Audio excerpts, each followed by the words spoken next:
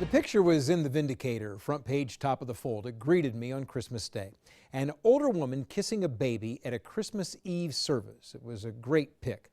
But reading the caption, I noticed the woman, Ella Robinson, was 97 years old. And I thought to myself, she has to have a story to tell. So tonight, on this Martin Luther King Day, I'm going to tell it. Even at 97, Ella Robinson needs only a walker to help her through Boardman's Park Center Rehabilitation Facility. My pleasure. Nice to meet you. How are you? Nice to meet you. She's recovering from a broken hip, and now her knee's bothering her. Your knee moves around. Yep.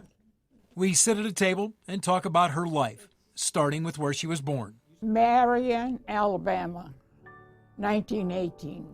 Back then, she was Ellery Turner, the seventh of 14 children.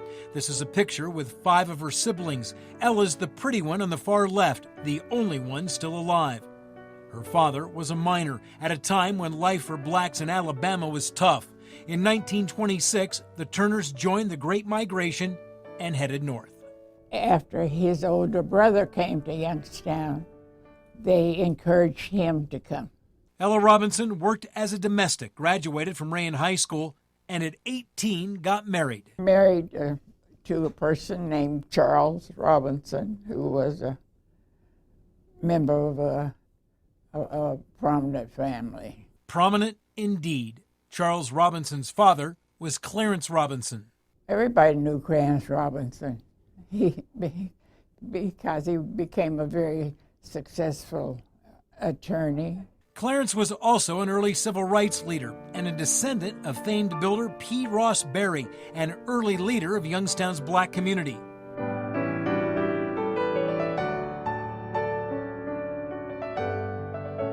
Overt racism in Youngstown pre-1970 has been well documented. How blacks had the worst jobs in the mills, couldn't swim in the white pools, and had to sit in the balconies in movie theaters. The black did not have the opportunity that other racial groups did. In 1968, Ella Robinson was asked to join 4 other women to speak on prejudice, her comments published in the newspaper. On discrimination, she was quoted as saying that her mother always said, "Things will be different someday."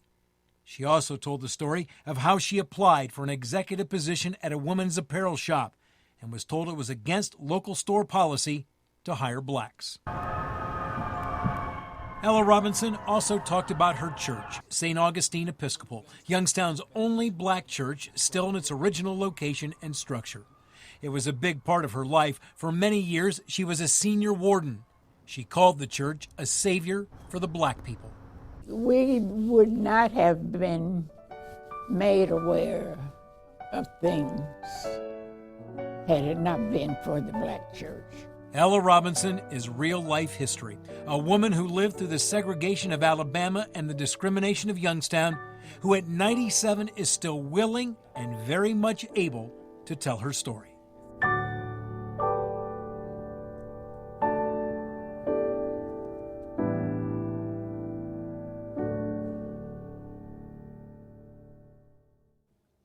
Ella Robinson outlived all her siblings. Her husband died in 1988.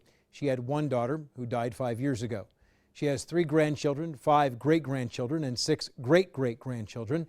And though she's still sharp and her memory is good, more than once she told me, "I just can't remember that."